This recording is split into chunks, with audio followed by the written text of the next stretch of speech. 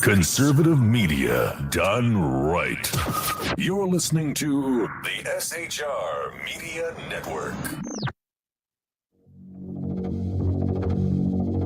This is an SHR Media Network special report. And ladies and gentlemen, boys and girls, children of all ages, thanks for being here with me tonight in the Saloon. I greatly appreciate it. It's Sunday night. It's an unusual show. It's an SHR Media Special Report.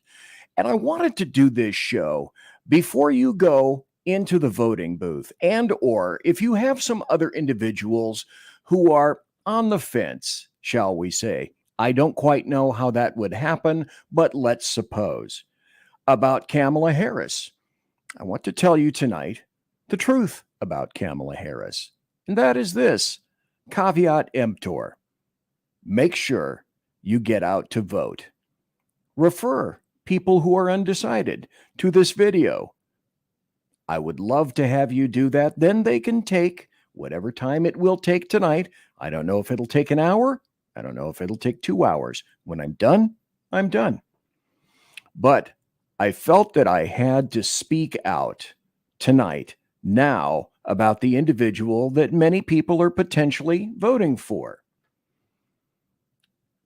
And I'll just start here. The Democrats were responsible, as I've said, since 2016 for a soft coup against Donald John Trump. OMB. Orange man bad. The guy with the dead orange cat on his head. And as it was a soft coup as against a presidential candidate, a presidential nominee, a president-elect, and a sitting president. And he is OMB. As I say, the guy with the dead orange cat on his head. In keeping with tradition, though, the Democrats are also responsible for the soft coup against Joe Biden, whom I termed Joe Vegetable because, well, he is.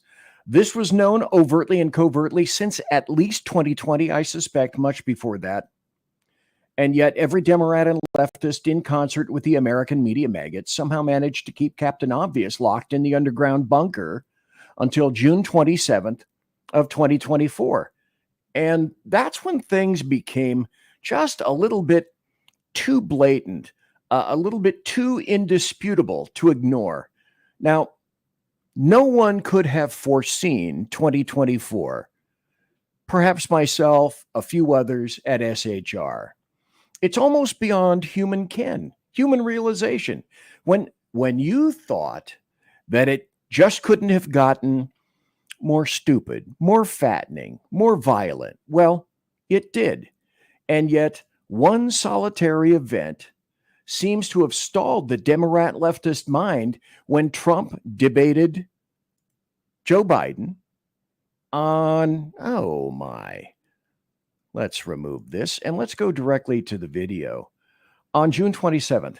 And this was one of my, basically my favorite events of the night. And I'm going to continue to move until we get the total ban on the total initiative relative to what we're going to do with more border patrol and more asylum officers. President Trump? I really don't know what he said at the end of that sentence. I don't think he knows what he said either. Look. And that was the biggest takeaway of that particular night. Then things seemed almost too big to get away with. And despite basically gaslighting uber alles, even Bill Maher was taken aback by this. Wow. Huh? Huh? Did you see the debate? And the audience laughs. In case you missed it, don't They worry, know. so did one of the contestants. I mean, wow. I mean, Trump told lie after lie after lie. He never would have gotten away with that if Joe Biden was there. Funny but true. Wow. Oh, Joe. Come on, man. Joe. You know, Joe, he famously loves trains, but apparently not of thought. I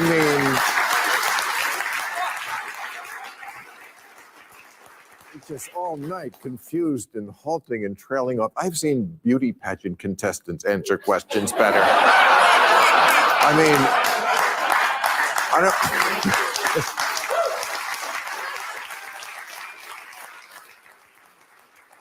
I don't want to say he shit the bed. His new Secret Service name is Amber Heard. I'm coming on. Ow, ow, ow. It hurt. And the reason it hurt is because it's true. When you lose Bill Maher, you've lost a good portion of the Democrats. Mind you, now, this was only in June. That was only 4 months ago. Yet it seems, does it not seem to you like eons ago? And I've had people tell me, shriek at me, even on the alleged conservative side, that I should be kinder, in more circumspect in my evaluations of Joe Vegetable, including that appellation. In response, I say something similar to Senator Go to Hell. Well, let's allow a modicum of truth to escape. This is the biggest American, well, now, this was past tense, one of the biggest American political scandals to have occurred before and after Watergate. But it only gets worse. The leftist cabal in the DNC has for years covered up the ghastly incompetence and decrepitude of an old man solely to ensure that Bernie Sanders would not achieve the presidency. That's the point right there. Now, Sanders, if you know anything about him, I have to say I admire him a little bit, because he will tell you exactly what he is. And he doesn't change his positions. If he had a position in 1923, then his position is the same today. I give begrudging respect to Bernie Sanders. However, everyone should have realized that when Bernie Sanders, who meant what he said about stopping the corruptive torrents of cash into political coffers, could not be let anywhere near presidential powers. The Democrats finally realized this and took his words to heart.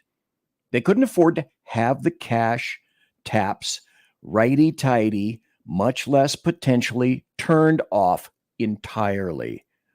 Had they kept Sanders, that could have occurred.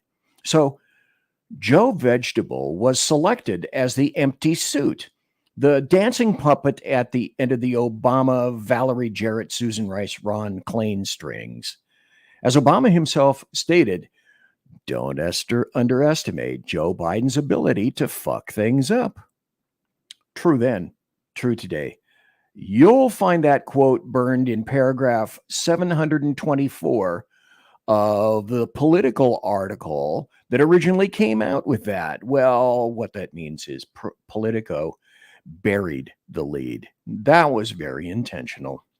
So, as an aside, the Bidens and the Obamas have never been the best of friends, as Steve Forbes, who Sackhead Sean and I and Sackhead Clint met at the SHR booth at Freedom Fest in 2017 with his bodyguard. And Sackhead Sean poured him some bourbon. And we sat, knocked glasses, and we chatted with Steve Forbes. So as I indicate, the Bidens and the Obamas, not so great bestest of buddies. And Steve Forbes is going to talk about that here, particularly regarding 2016. And this is sort of Biden's immediate endorsement of Kamala Harris with, I believe, the intention of scuttling Kamala Harris. Let's watch and let's listen. Unprecedented day, but a day that you've been predicting now for over a year. President Joe Biden did officially step down from the 2024 race What are your thoughts? It had to happen. It was very clear over 2.5 years ago that he was suffering mental deterioration. And unfortunately, medicine has found no way to stop it or reverse it. And what the real scandal is it was covered up. Political press corps, mostly for the most part, ignored it. Democratic leaders in Congress ignored it. The White House suppressed it. They did everything they could to make it look like he could go. It was amazing that they could get him through one term.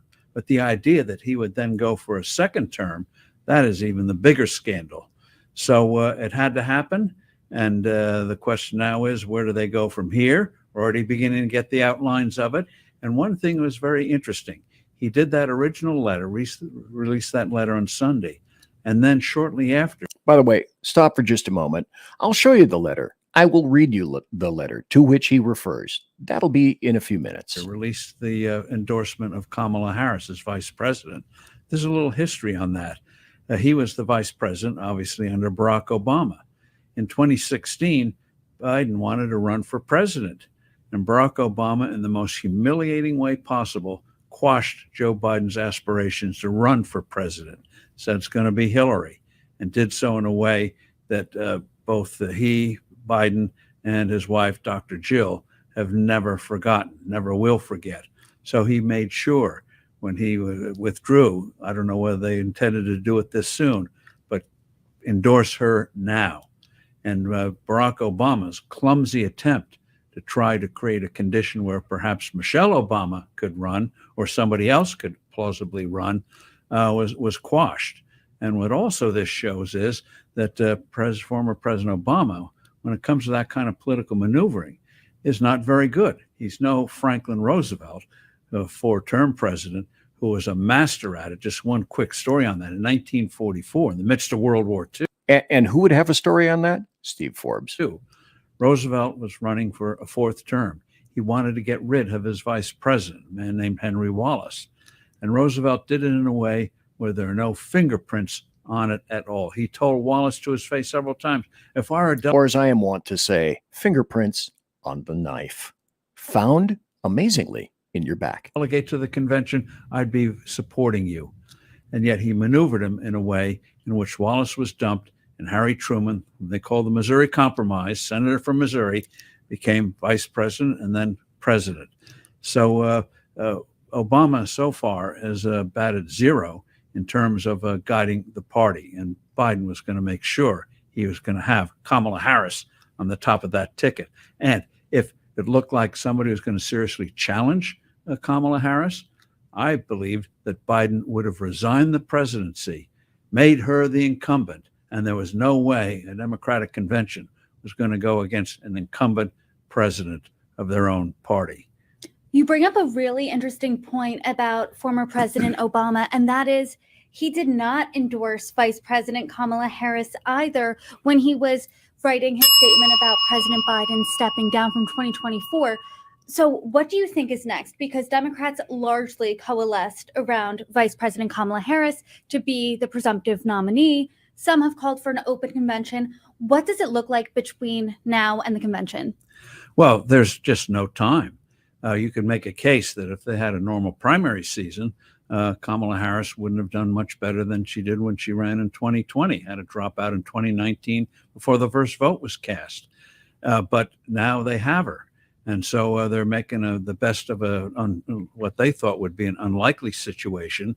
So it's going to be very hard for somebody to openly go and challenge her. So she has to defeat herself between now and the end of the month. And that's not likely to happen. So unless she did something crazy and they said, oops, let's get another one, it's not going to happen. She'll be the Democratic nominee. And the question is, who will be the running mate and who's going to weigh in on that? You already know what happened in that. See, I'm taking you on a journey here tonight so that you can see where we're leading and why I'm saying to everyone, oh, Tuesday, caveat emptor. Be very careful before you buy. Now, Jill Biden, mind you, has tasted VP power. And with that opportunity, she could have more. There is, in my opinion, and by the way, I should state as a disclaimer, this show is all about my opinion and no one else's. And in my opinion, there's no one more craven and cynical, a public elder abuser on the planet other than Jill Biden. I submit this, everyone knew. The entire Biden presidency was and is a massive conspiratorial scam. Every family member, every DNC sycophant, every assistant, every White House and Oval Office worker, the Secret Service, every Democrat, Psaki, KJP, every bit of the American media maggots were all in on the scam 24/7, 365. It was a scam, a grift, a naked power grab behind an old man who, injected with way too many chemical cocktails, finally fell apart before the eyes of the planet. That's what happened. And everyone was told they were stupid, ignorant, conspiratorial, biased, ridiculous to think Joe Vegetable wasn't in top form in his prime. Well, now that's interesting, because here are the American media maggots telling us just how stupid we are for believing our lying eyes. And F you if you can't handle the truth. This version of Biden is the best Biden ever. She knows so long as she's denied. In fact, I think he's better than he's ever been. Right. President Biden has a photographic memory. His understanding and mastery of a complicated geopolitical situation is remarkable. He is sharp, intensely probing, and detail-oriented and focused. Jackie, are you here? Where's Jackie? I didn't think she was going to be here. I was sitting, 2 feet from him across the table, and he was, intense. Had trouble walking sometimes? Yeah, so did FDR. He wanted GD war. But he's totally focused. So did FDR. FDR was in a wheelchair. He required a cane and a wheelchair and support to walk. That's where these people go. He's very sharp. They say he's sharp in meetings and so on. Very lucid, very well informed. Biden is state lead. He comes with gravitas. There hasn't been, as far as I know, a single claim that Biden made a mistake. Ageism is an issue. Americans have a rich history. Was he talking about a mistake in clothing? Of holding people's physical characteristics against them. Okay, you can ask African Americans. He's older. That doesn't mean that he is unfit, and there's a lot of ageism there. Now, this age attack, this obsession by the right. Joe Biden may not be able to speak for himself the way that he used to. They want to think to take on government if we get out of line, which they're talking again about. And that's him. I think people should be speaking up for Joe Biden. Americans and reporters in the media are just judging him by a physical appearance, and it's horribly unfair. Age is an asset. He showed exactly how with it he is. The flip side of this coin is that he has a tremendous amount of wisdom and experience. Have you heard any concerns from which, by the way, he can't remember.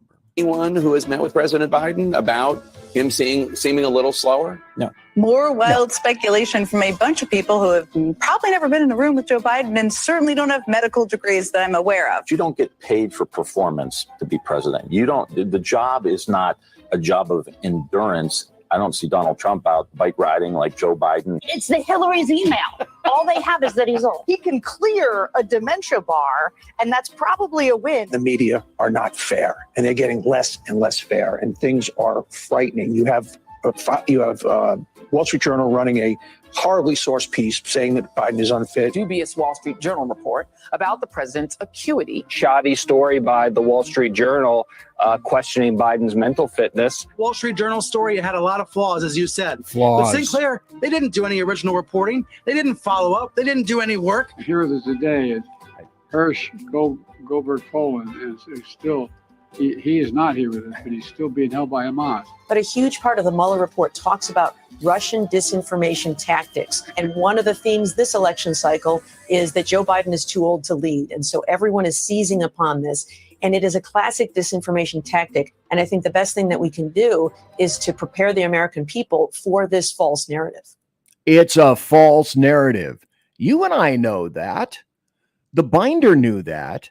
KJP, Karine Jean-Pierre, a threefer herself, called videos of Biden being Biden cheap fakes. They were cheap fakes. And she said that quite clearly. Which by the way, the American media maggots gladly regurgitated out countless times for consumption by the sheepses. What these, I almost said it, the word asshole. Sorry, I apologize. I didn't mean to say that. What these assholes did to Joe Vegetable is precisely what a violent domestic abuser does to their spouse. It's all a staggering con job. Nothing more than Barack Hussein Obama, third term, and a guy that actually wants his own fourth term. Did we, by the way, forget? What you know now, do you wish like you had a third term? And I used to say, you know what, if I could make an arrangement where I had a stand-in, a front man or front woman, and they had an earpiece in, and I was just in my basement in my sweats looking through the stuff, and then I could sort of deliver the lines, but somebody else was doing all the talking and ceremony. I'd be fine with that. What you need to know is this. I'm absolutely convinced that Barack Hussein Obama spoke the truth, that he has an actual disdain for getting his hands dirty, for dealing with people like us, for dealing with the great unwashed, so to speak. And that's essentially who we are to him. Having to be accountable to us. He almost never wished to be accountable. He certainly was never transparent to us little people, the peons, the groundlings, doing the work, shaking the hands, being accountable, being responsible, attending all the meetings, glad handing photo ops, all the political dreck associated with POTUS. He frequently believed, I truly believe, and I would wager you probably yourself got that impression, that it was all beneath him. And frequently the arrogance would literally ooze through his vocals, because I don't think he could help it. He couldn't. If he could command absolutely and let somebody else be the face, he'd be okay. He'd be fine. Sometimes you simply have to take people at their word, like Islam. When they say they want to kill you, well, they really want to kill you. And now, used up, washed up, Joe Vegetable is finding himself washed and flushed down the Democrat toilet like a dripping soiled tampon. I'm not going to reference tampon at this point. Not enough time in the day for that. He's already so yesterday's news. So look at June 21st, the New York Times. Misleading videos are trailing Biden as he battles age doubts. Then June 28th, post-debate, New York Times. It's frightening. Democratic voters worried by Biden's struggle in the debate. I'm not making this up. I'm not making these videos up. There's no need. I don't have to.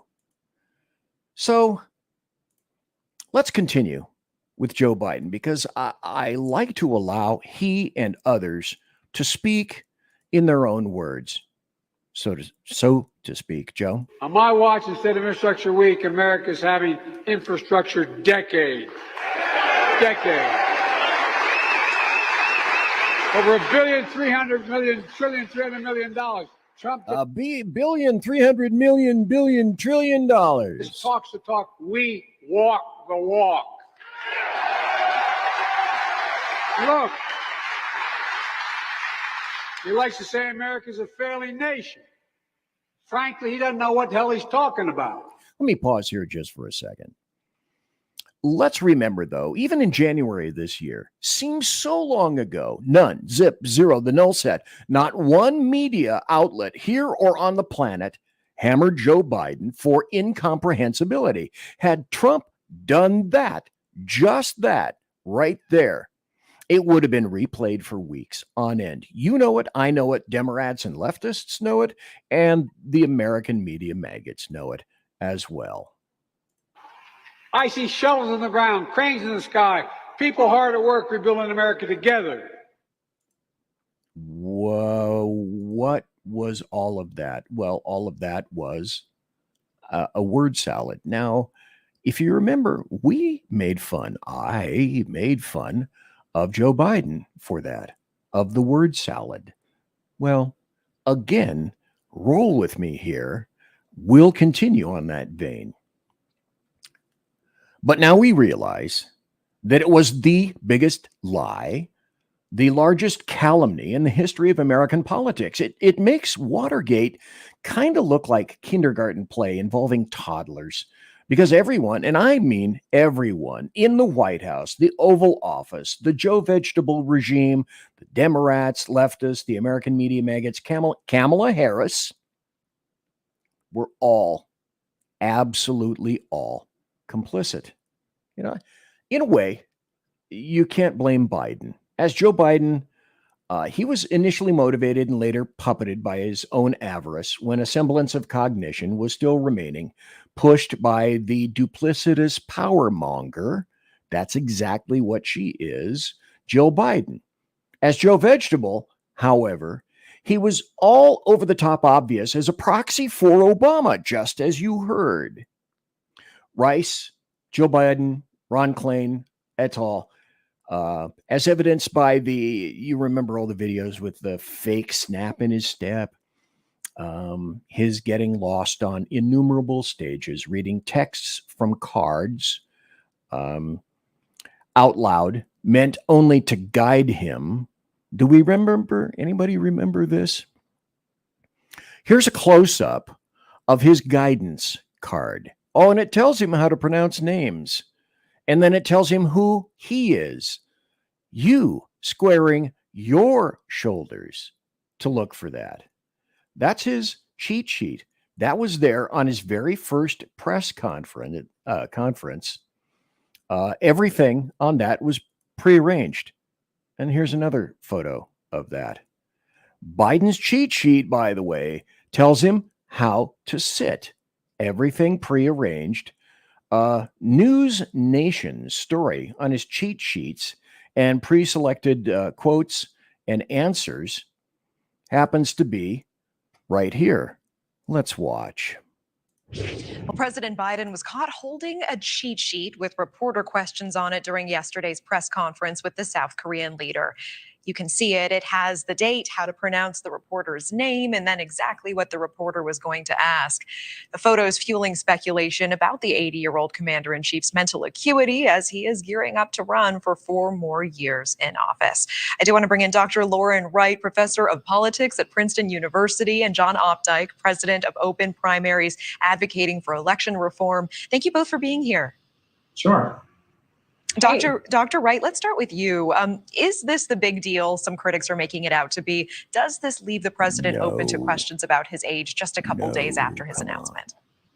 I mean, I do think there's a difference between using notes in the margin of the speech, even having clues about a reporter's name, and having a question written word for word. I think the latter is very problematic and does raise questions about fairness in addition to Biden's age. But this was revealed some time ago. This was known some time ago, and yet completely ignored, completely unaddressed. No one wanted to know it. No one wanted this information to get out.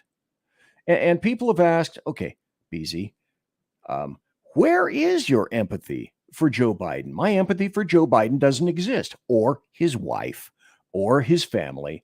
They all put themselves on Front Street, playing the big game, playing for all the political marbles, and the moment he or those helping or deciding for him insisted on his insertion into the big leagues, That's where he wanted to be. The gloves were off.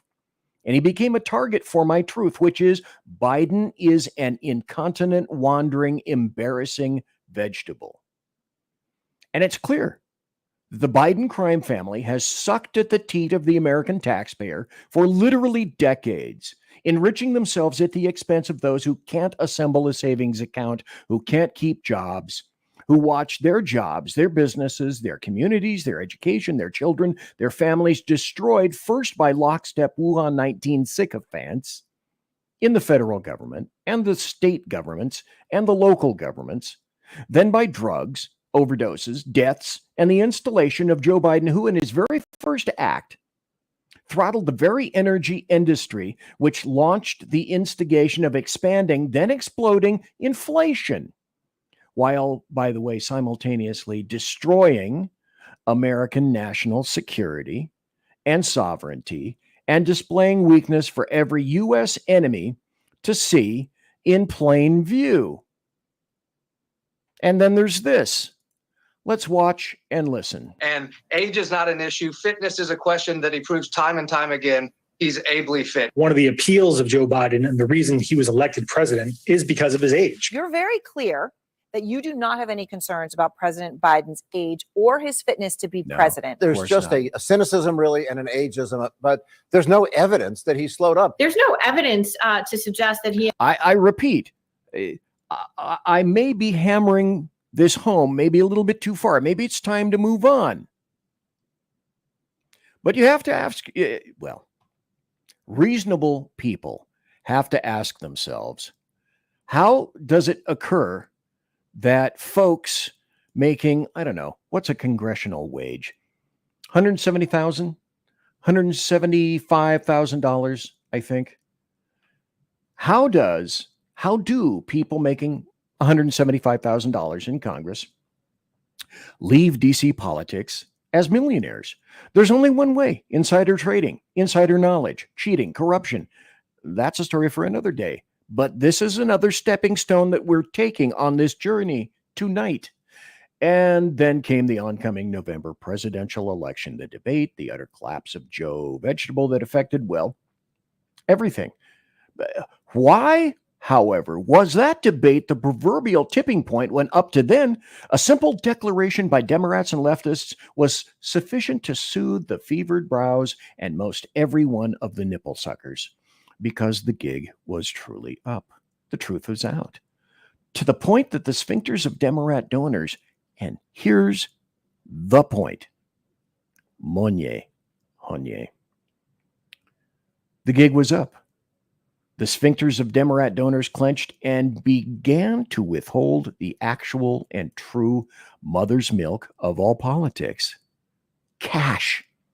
Now then, the outward cry from Democrats, when cash was the focus, then became unelectable. Unelectable.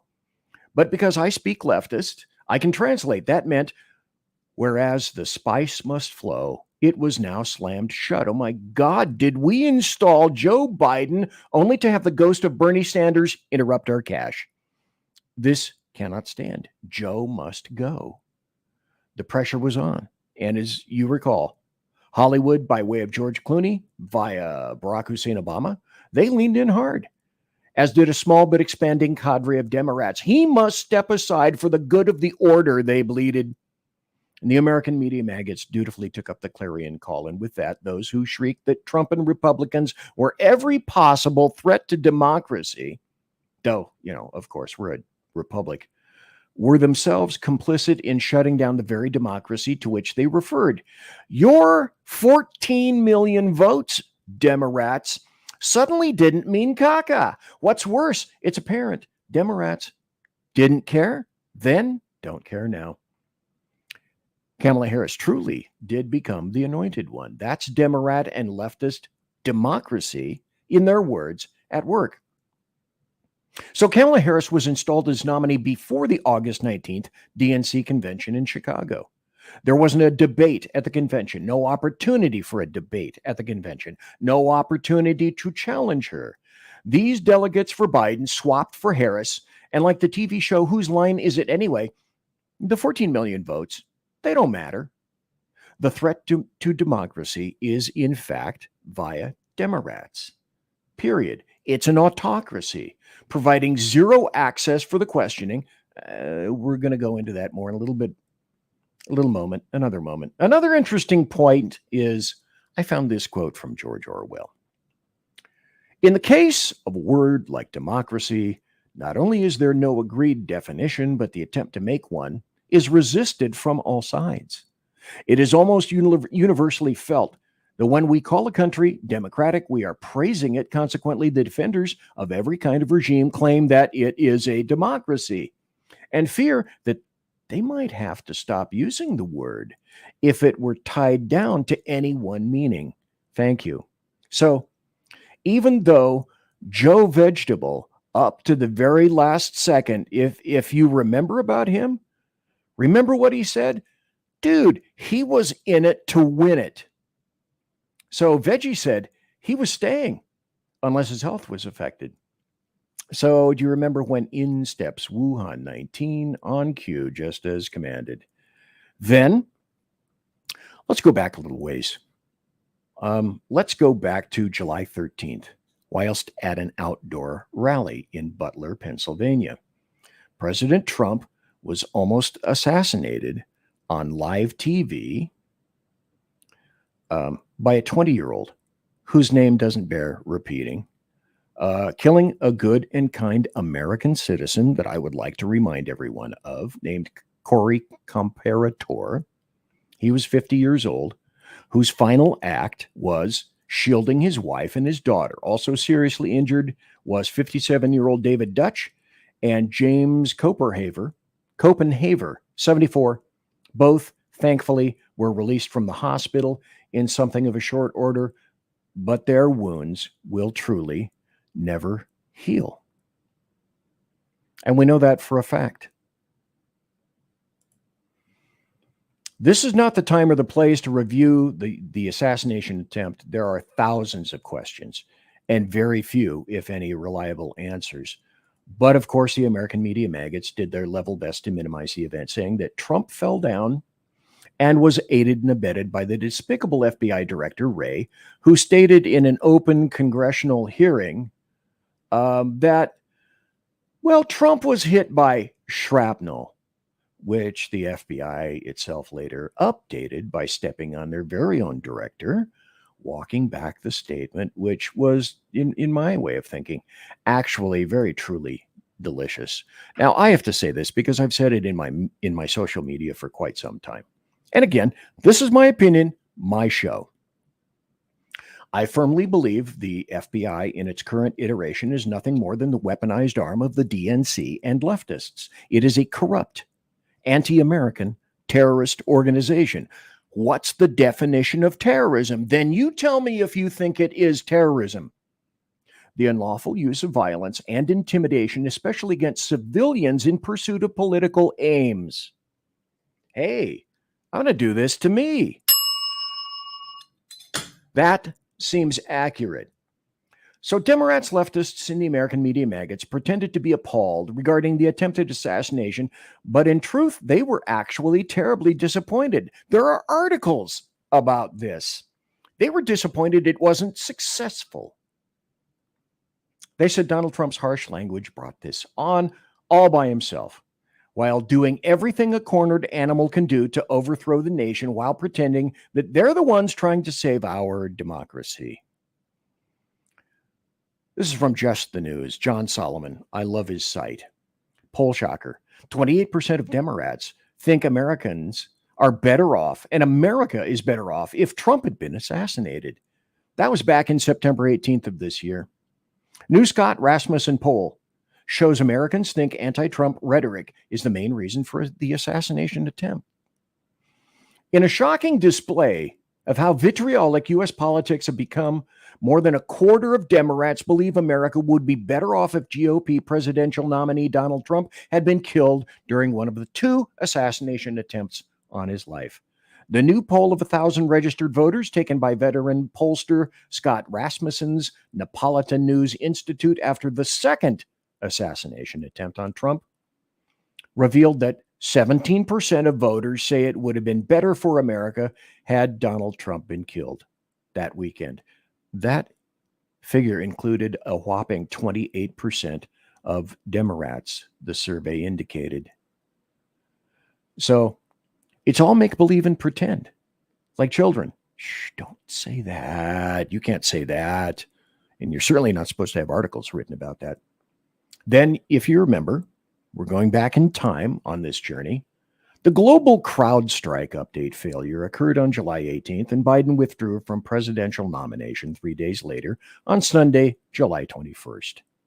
After that, the assassination attempt on Donald John Trump was completely memory holed by the American media maggots. Kamala Harris was endorsed by Joe Vegetable, and we know why. Biden suddenly backed Harris as his replacement. Now, I told you that I would show you this really bizarre letter that was released regarding Biden's taking himself out of the presidential race. And this letter never explains why. And please note, as people have pointed out before, it's not on either official White House or Oval Office letterhead, with a signature that really doesn't quite match anything that we've seen before in terms of Joe Biden's signature. And here's the letter itself. My fellow Americans, over the past 3.5 years, we have made great progress as a nation. Bull. Today, America has the strongest economy in the world. Bull. We've made historic investments in rebuilding our nation. Bull. In lowering prescription drug costs for seniors. Bull. And in expanding affordable health care to a record number of Americans. Bull. We've provided critically needed care to 1 million veterans exposed to toxic substances, passed the first gun safety law in 30 years, appointed the first African-American woman to the Supreme Court, and passed the most significant climate legislation in the history of the world. America has never been better positioned to lead than we are today. Bull. I know none of this could have been done without you, the American people. Together, we overcame a once-in-a-century pandemic and the worst economic crisis since the Great Depression. Oh, huge bull. We've protected and preserved our democracy. And we've revitalized and strengthened our alliances around the world. Massive bull. It's been the great honor of my life to serve as your president, and while it has been my intention to seek re-election, I believe it is in the best interest of my party and country for me to stand down and to focus solely on fulfilling my duties as president for the remainder of my term. I will speak to the nation later this week in more detail. My deepest gratitude, blah, blah, blah, blah, blah, blah, blah, blah. Not one time in there was it made clear as to why he was stepping down. Why unofficial? Why the letterhead? No letterhead, I should say. And this is how it occurred. I feel pretty comfortable about that. Now, up until this point, this is very interesting. We were hearing that Biden had no trust in Harris. Democrats had no trust in Harris, a person who acquired 0 delegates in the 2020 presidential race and didn't even make it to the Iowa caucus. Barack Hussein Obama took his sweet time in endorsing Kamala Harris. He did, in fact, eventually end up doing that. Even something I found absolutely gobsmacking, BLM.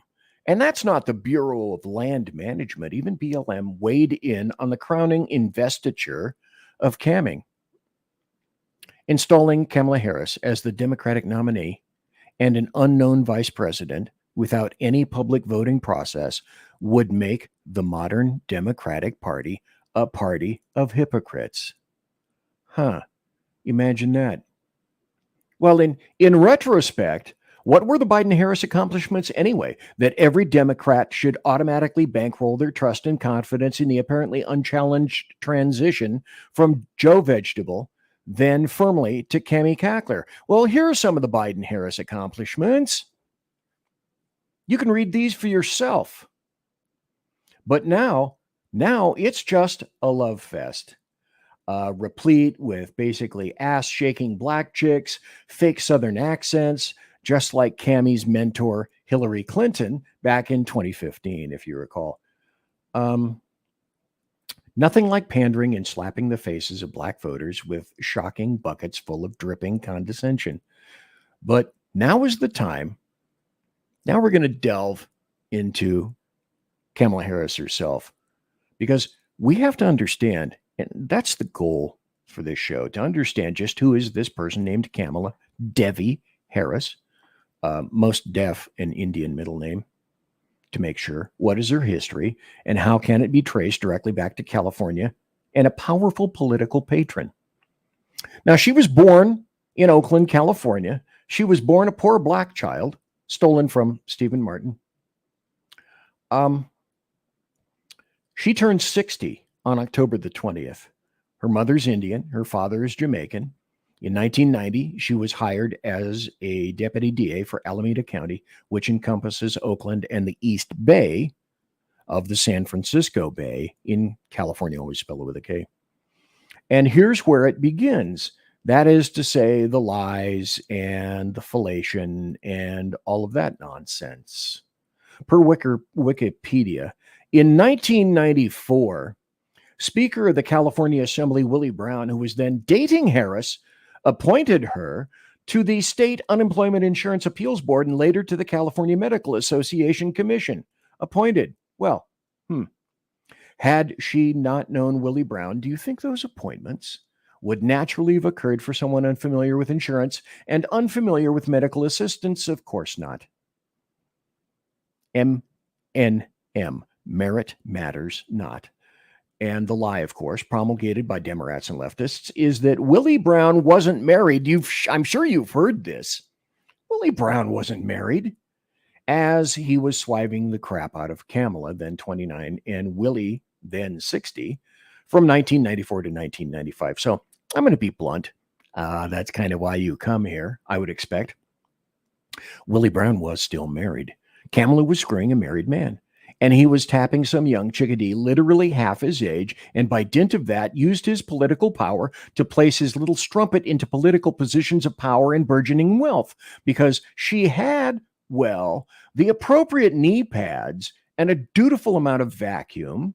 Anyone telling you different is lying.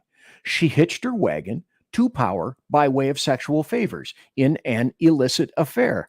How else can you describe that? No more complicated than that. An age-old power dynamic between men and women. Now, the Federalist has an interesting article. The media won't tell you political corruption defined Kamala Harris's affair with Willie Brown. This was from an article in July of 24. The New York Times says it's sexist to question why Harris had an affair with a powerful political boss twice her age, but the facts they're not telling you are damning. Well, imagine that. I'm here to tell you the facts. Harris herself admits her career benefited significantly from said relationship. Other Democrats share the perception that she did not earn her positions. See what I did there? Positions. And Harris, a lawyer who initially she first failed her bar exam, can only say that she brought a level of life knowledge and common sense rather than actual qualifications or merit to the jobs Brown appointed her to. But yet it's a sexist insinuation to insist these facts are rather unflattering to Kamala. So then, once in office, Harris then dropped or pled out corruption charges against friends of Willie Brown. That happened. The prior DA, Hallinan, had been pushing and pursuing.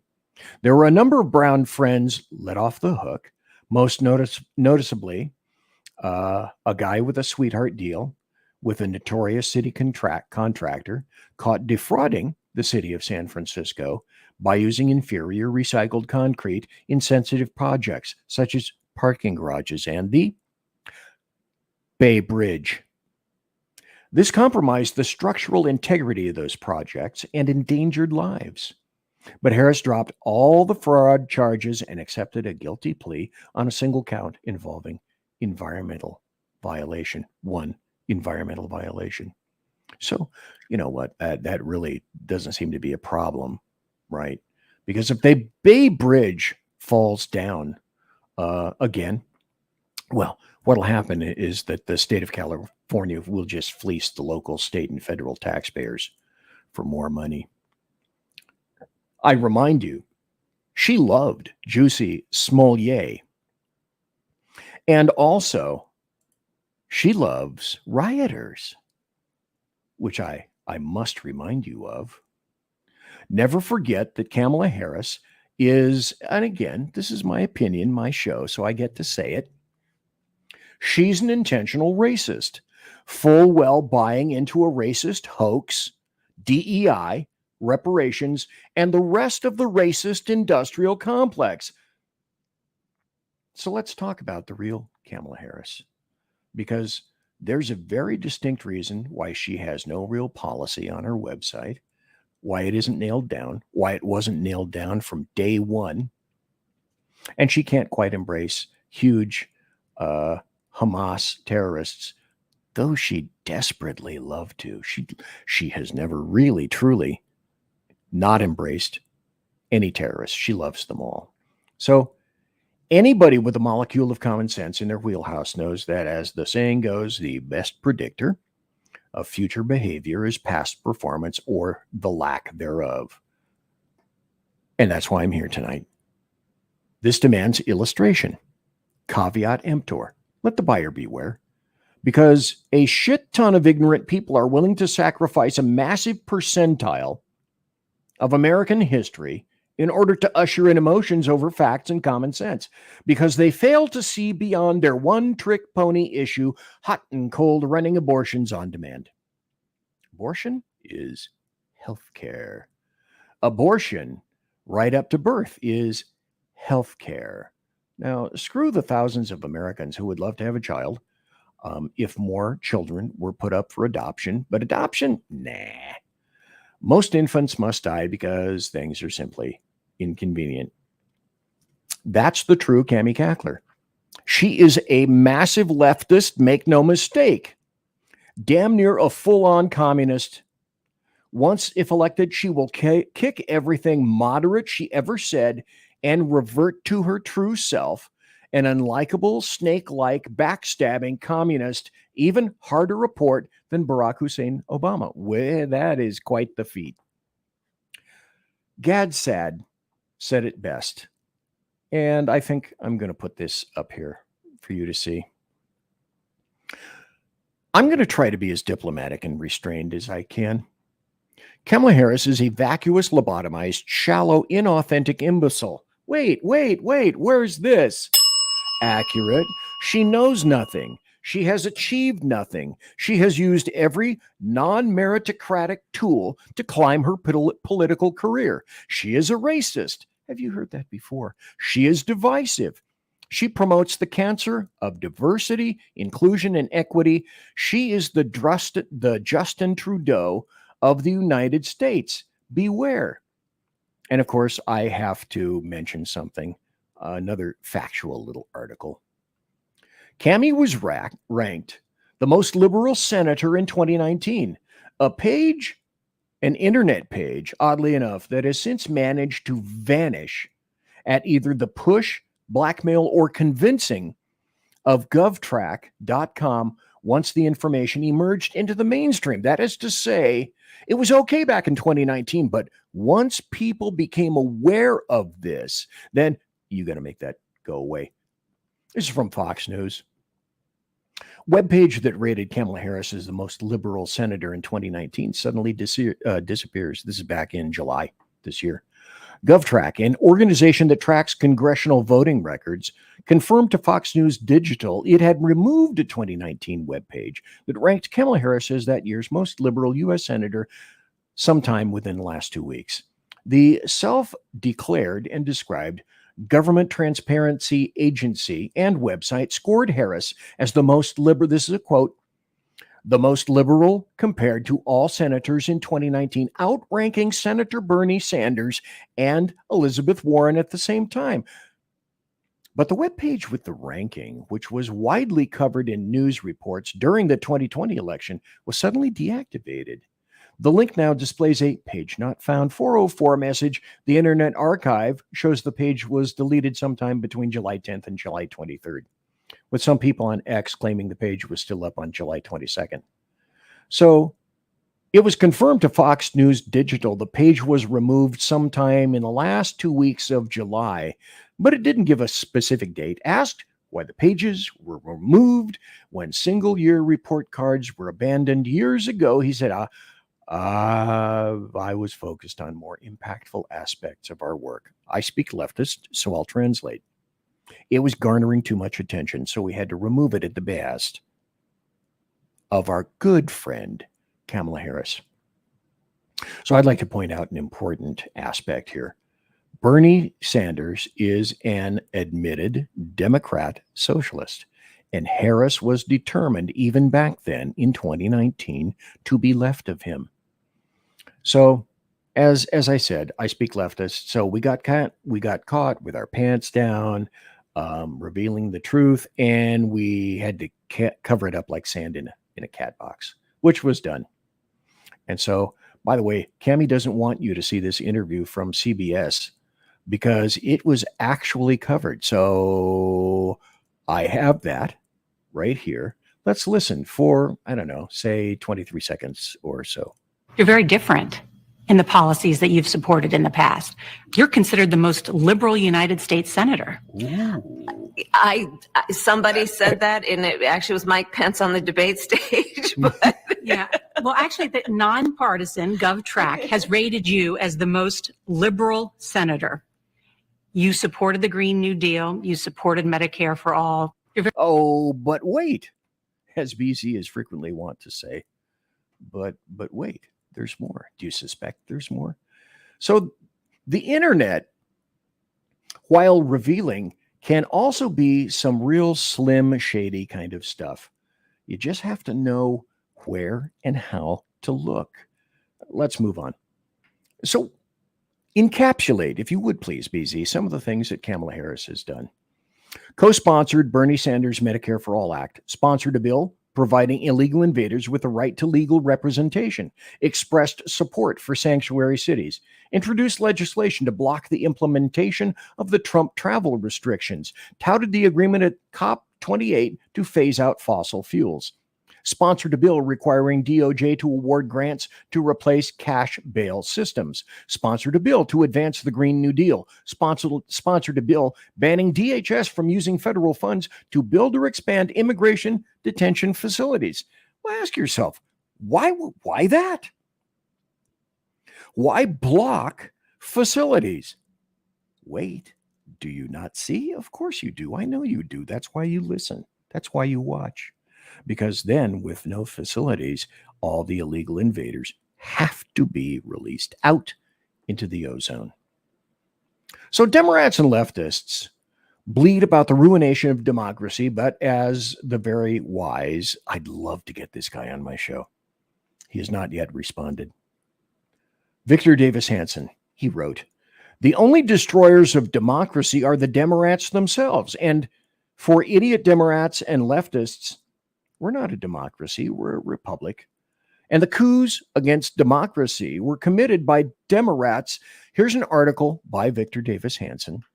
I'm going to read a good portion of this because he really manages to summarize this up. The article is entitled "Coup Upon Coup Upon Coup." In March of 2020, all the major Democrat primary candidates abruptly, mysteriously, and in near unison withdrew from the presidential race, ceding the nomination to Joe Biden. Yet Biden had lost the first three races in Iowa, New Hampshire, and Nevada, and only won his first victory in South Carolina. Suddenly, on the eve of Super Tuesday mega primaries, the candidacies of frontrunner Bernie Sanders, Pete Buttigieg, Elizabeth Warren, and others simply evaporated. Remember the reason I said? The fear of a frontrunner, Sanders' socialist victory and nomination, and thus an enviable landslide loss to incumbent Donald Trump in the general election, had prompted the donor class and shadowy political invaders and insiders to act. Can't have that. Ruh-roh. Biden's vegetable nature became too big to ignore in the debate. That's me commenting. Democrats demonized anybody critical of Biden's obvious mental decline. They're smearing crested during Biden's now aborted 2024 reelection bid, even as Biden could no longer display even a veneer of mental and physical engagement.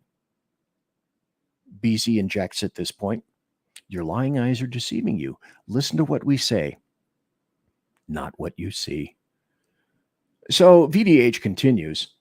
Suddenly on a Sunday, July 21st, just days left before state ballots were formalized with the names of the party official nominees, and on the eve of the Democrat convention, party bosses, mega donors, and Obama puppeteers went into action for yet a third time.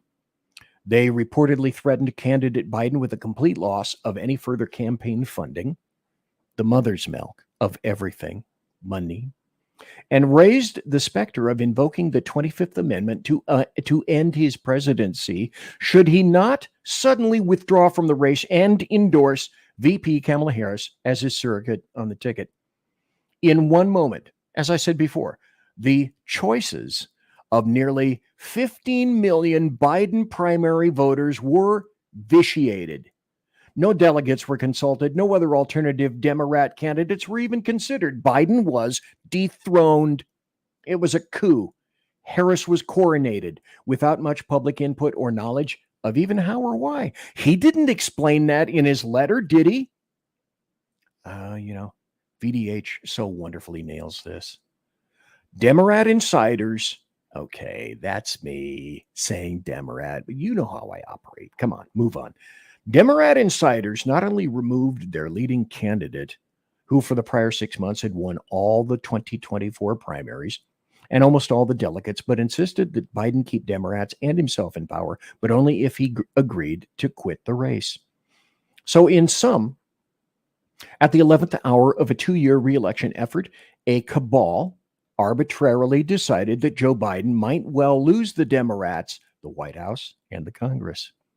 So what they did is they reversed course, now claiming his dementia was so acute as to destroy their November prospects. But mysteriously, his decline was not severe enough to imperil the American people, whom Biden must continue to lead until January 20th of 2025. Bad for them. Okay for you. Finger on the nuclear button. No problem. Furthermore, the boss's replacement choice, VP Kamala Harris, had entered no primary. She never won a single delegate. Harris also never captured a single delegate in her first and only presidential run back in 2020. She then dropped out of the race even before the first Iowa and New Hampshire balloting. We now, says VDH, we now have witnessed 3 left-wing veritable coups.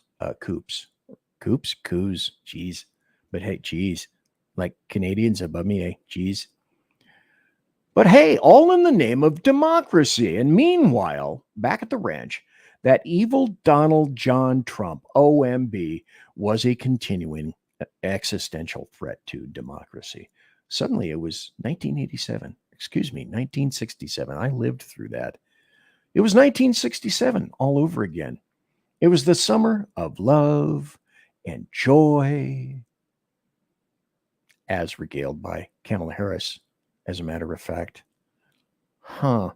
And good little Democrat sycophants circled the wagons in order to support a darker female. You can't really call her black. She's Jamaican and Indian. 20 plus years Biden's junior, who likewise couldn't string a cogent sentence together absent the wonders of modern teleprompters. You don't possibly think that I'm going to have some kind of an example of that, do you?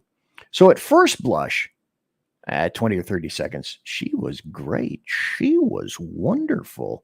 She was both great and wonderful until she opened her mouth and attempted to speak, and history caught up to her.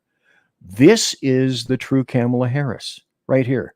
This is what she really believes, despite the massive amounts of flip-flops.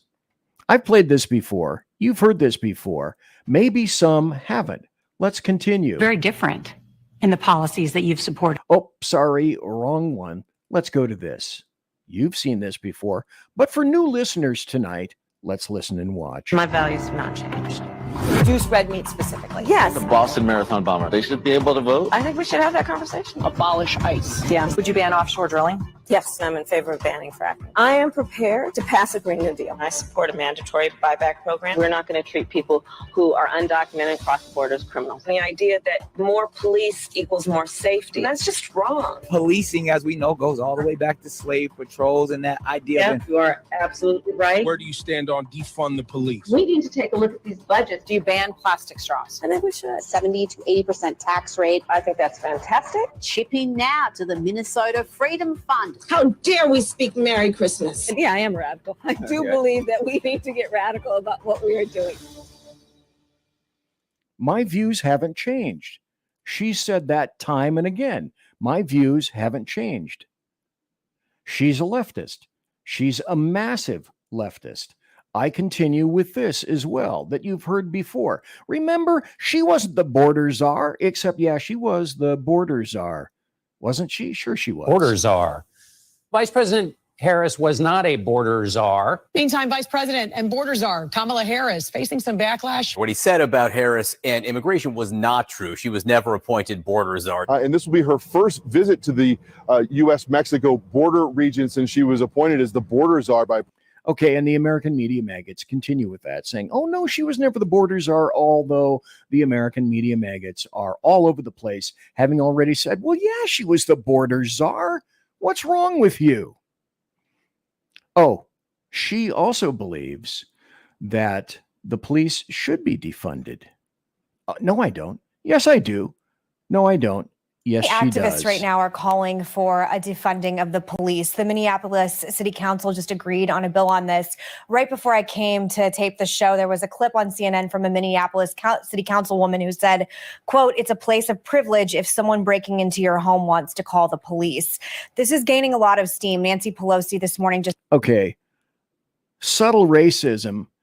It's a privilege if you can call the police, intimating that, oh, poor black people, they don't have a phone and they're not aware of crime and they're not aware of their circumstances. And so if you have the wherewithal and the technical ability to call the police when you actually need them, I'm sure you can do the math on that one. just refused to answer if she would racists support defunding the police.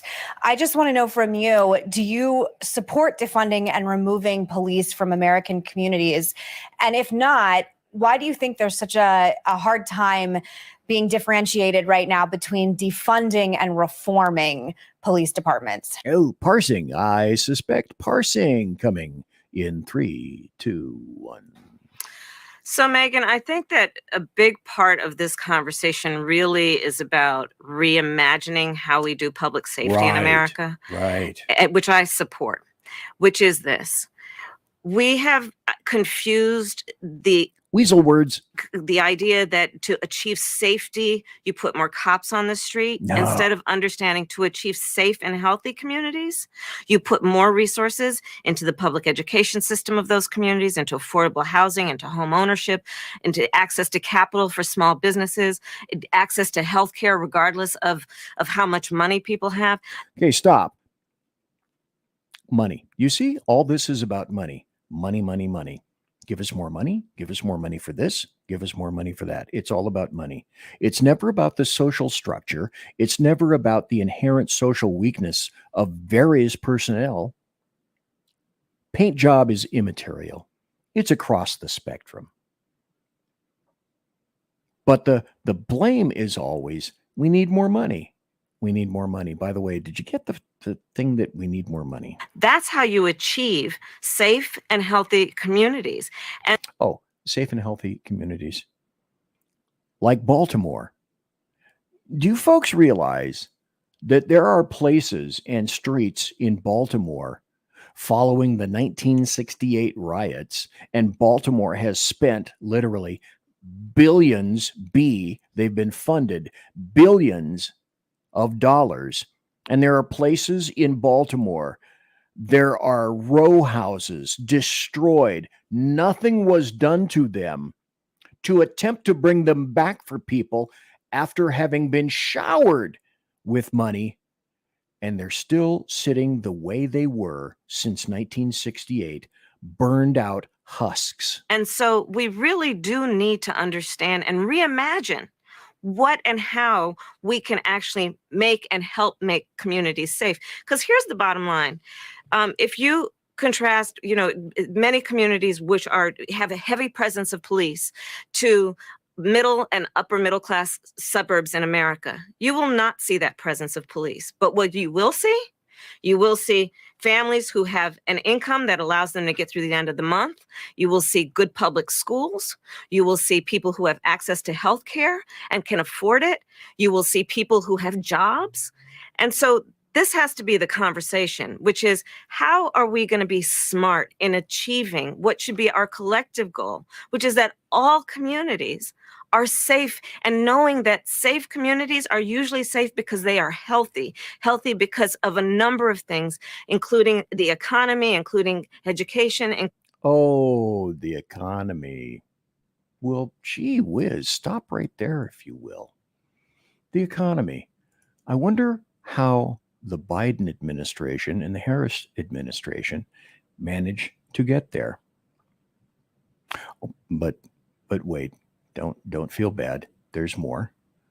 Then, of course, she's talking about, spending your tax dollars for people that don't even belong in this country, illegal invaders. Must be addressed. The bill also says, quote, every individual who is a resident of the United States is entitled to benefits for healthcare services under this act. Not every individual who's a citizen, but every individual who's a resident. So you support giving universal health care, Medicare for all, to people who are in this country illegally? let me just be very clear about this. I am opposed to any policy that would deny in our country any human being from access to public safety, public education, or public health, period. Well, that's a pretty succinct summary, I'd guess. And there is absolutely no equivocation on that. Well, you know what? Kamala Harris doesn't support police anyway. As DA in San Francisco, Harris purposely chose not to attach the death penalty to the suspect convicted of murdering a police officer in 2004. Here's a headline: slain SF cop's family certainly not supporting Kamala Harris for president over her actions as DA in 2004 shooting. Isaac Espinoza, a 29-year-old husband and father, was shot and killed by then 22-year-old gang member David Hill during a traffic stop in the Bayview district of San Francisco the night before Easter. Harris, just months into her role as DA, got on television 3 days after the killing to announce that she wouldn't seek the death penalty, even before speaking with the heartbroken family. The family of a San Francisco cop shot dead in 2004 says they won't support VP Harris after she put politics before justice, adding that Donald Trump is the better option for police departments across the United States. Well, that should come as zero surprise. Kamala Harris is a complete corrupt leftist. Then, now, always, caveat emptor, know for whom you are voting. And then, here's something interesting. If this were a standalone story, I'd say, well, this is a happy story. Kamala Harris prosecuted black men for smoking dope. During her tenure as California Attorney General, some 1,560 people were sent to state prison for cannabis-related offenses between 2011 and 2016, according to state corrections data analyzed by the Washington Free Beacon. This is the state's data itself. Leftists are saying, yeah, don't pay attention to that. Harris's record in California as an attorney general, district attorney, and prosecutor before her election to the Senate drew increased scrutiny as she entered the presidential arena in 2019 with voters seizing on her record. In 2010, California introduced a ballot measure to legalize marijuana in the state. Harris, like other prominent Democrats, opposed the measure known as Prop 10, raising concerns that it could lead to driving while high. A logical concern. Harris declined to join a bid to remove marijuana from the Drug Enforcement Administration's, the DEA's, list of most dangerous substances while she was Attorney General and accused of failing to help the state's cannabis industry during a 2011 federal crackdown. But then, somehow things changed. But Harris, once a hard-nosed prosecutor, rallied behind the Biden administration's decision on October of 22 to pardon all federal convictions of simple marijuana possession, a surprise announcement delivered in the countdown to the midterm election. Here's a story I bet you haven't heard. Kamala Harris had a young black mother jailed for failing to have her child in school, for truancy, despite her child having some very serious medical issues. I'll wager this is a story you absolutely have not heard. I intend to fight for Black Lives Matters. I intend to fight.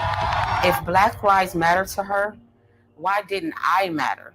Because of truancy, California public schools lose $1.4 billion a year in funding. I want money. It's about the cash, and she admits it. That's funny. I don't agree what Kamala Harris did to my mom.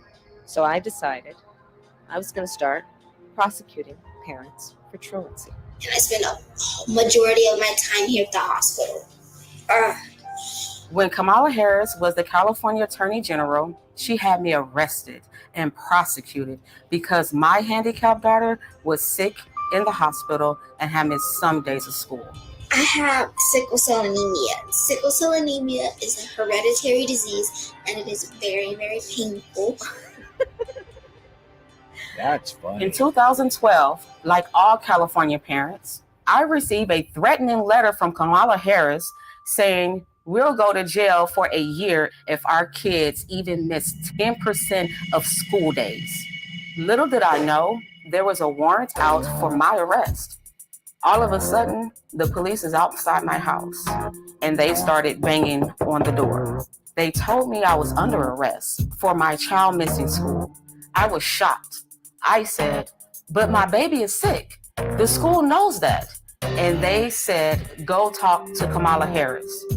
Place your hands behind your back. My mom did nothing wrong. We did everything we were supposed to. I was always bringing doctor's notes, always calling the school to let them know that I was in the hospital.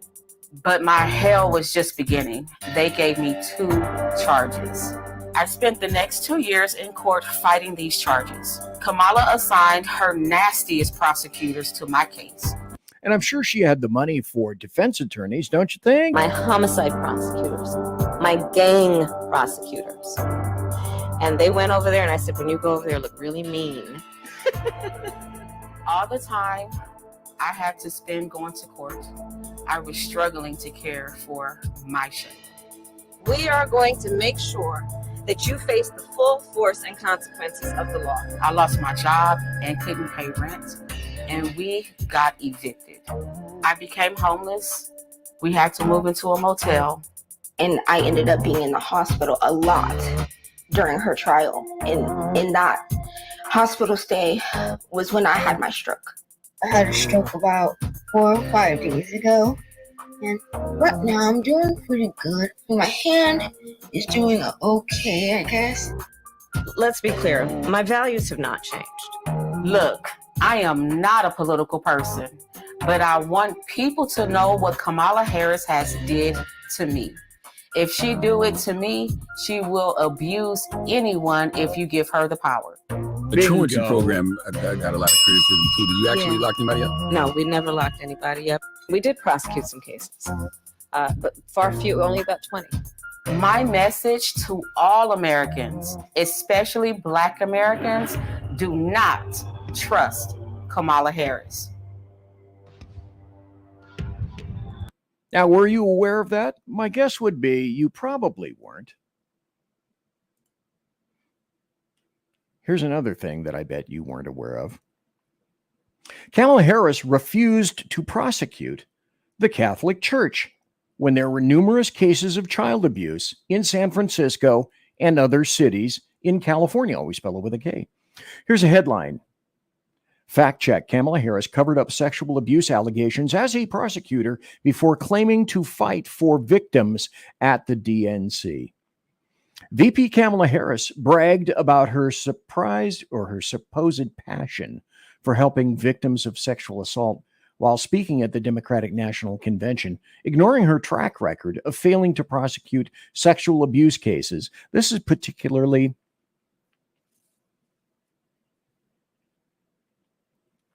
it causes me a great disturbance because I worked in child abuse and I handled child abuse cases. So she failed to prosecute sexual abuse cases within the Catholic Church and even hiding vital records on abuses that had occurred when she was a San Francisco district attorney. During Harris's 13-year tenure as DA and then Attorney General, she failed to prosecute even one case of priest sexual abuse, even as at least 50 major cities brought charges against priests in the same period. Rick Simons, an attorney who represented victims of clergy sexual abuse in California, said Harris's action of covering up documents on the cases shows a pattern in practice and a policy of ignoring the rights of children by one of the largest institutions and in the city and county of San Francisco and in the Bay Area. Later in her convention speech, Harris claimed, as a young courtroom prosecutor in Oakland, California, I stood up for women and children against predators who abused them. Lies. All lies. Cui bono. Who benefits monetarily? The question has to be asked. American media maggots weren't interested. They're still not interested. It was revealed that in addition to campaign donations from multiple law firms defending San Francisco priests against abuse claims, multiple board members of San Francisco Catholic Archdiocese-related organizations and their family members donated another $50,950 to Harris's campaign. Harris had no particular ties to the Catholic Church or Catholic organizations, but the money still came in large, unprecedented sums, a journalist wrote, an investigative journalist. Schweitzer, who wrote a book about this, alleged that connections Harris had with powerful people within the archdiocese influenced her to bury the records with allegations against priests. Her office would strangely hide vital records on abuses that had occurred. Kamala Harris, by the way, and I will end with this, I think roughly an hour and a half has been enough. Kamala Harris also plans to tax unrealized gains. If something went up in value, but you didn't sell it, you didn't make a profit, you'd still be taxed. Here's a quote from Financial. Kamala is proposing an insane 25% tax on unrealized capital gains. So imagine that you're buying shares for $100,000. This is for people on the upper strata of the wealth chart. And their value rises to $150,000. Now, under Kamala's plan, you'd owe taxes on the $50,000 gain, even though you haven't sold the shares or made any actual profit. Now imagine the stock's value drops back to $100,000 the following year. The gain you were taxed on has vanished. You've already paid a 25% tax on a gain that no longer exists, leaving you with a financial loss and no real benefit. Taxing unrealized gains would force investors to sell off assets to cover their tax bills, hurting long-term investment and economic growth. This isn't just risky, it's a recipe for a stock market crash and another Great Depression. Trust me, if this plan were achieved, the Democrats and leftists will be coming for everyone next. They'll be coming for you, and they'll be coming for me. Guaranteed. History proves this.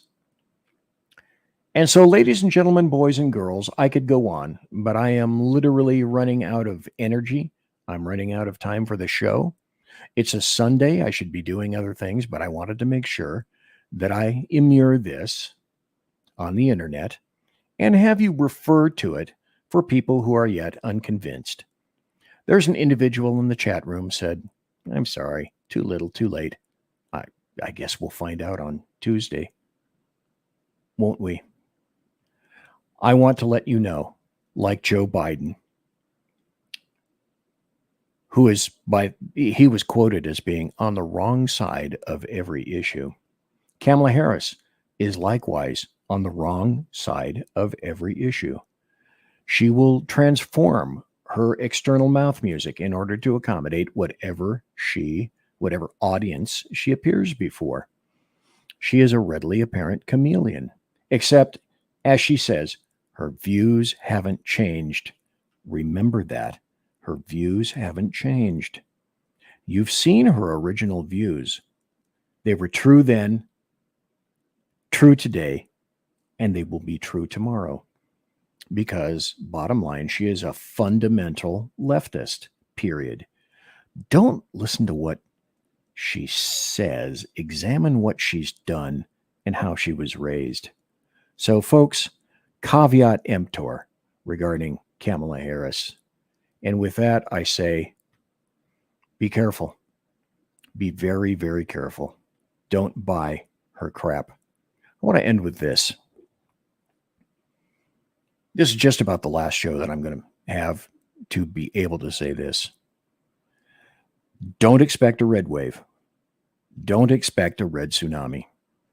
Every conservative, every Republican, every individual, every independent who leans conservative, who actually wants to save this nation, have to show up to the polls.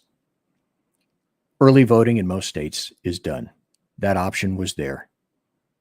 Make sure that you have your opinions heard. Make sure you show up to the polls with your ballot. Drop your ballot.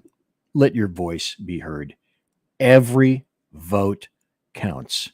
You got to vote like Trump is down 20 points in the polls. You have to vote like your freedom and liberty, your family's freedom and liberty, your relatives' freedom and liberty, your kids, your grandkids, their kids. That freedom is on the ballot because it literally is. Democrats and leftists want you to stay home. They want to convince you of one of two things. They're so overwhelming. They have won so hugely that your vote doesn't count. And they'll say that and try to intimate that before the polls close, which is why you have to get to the polls.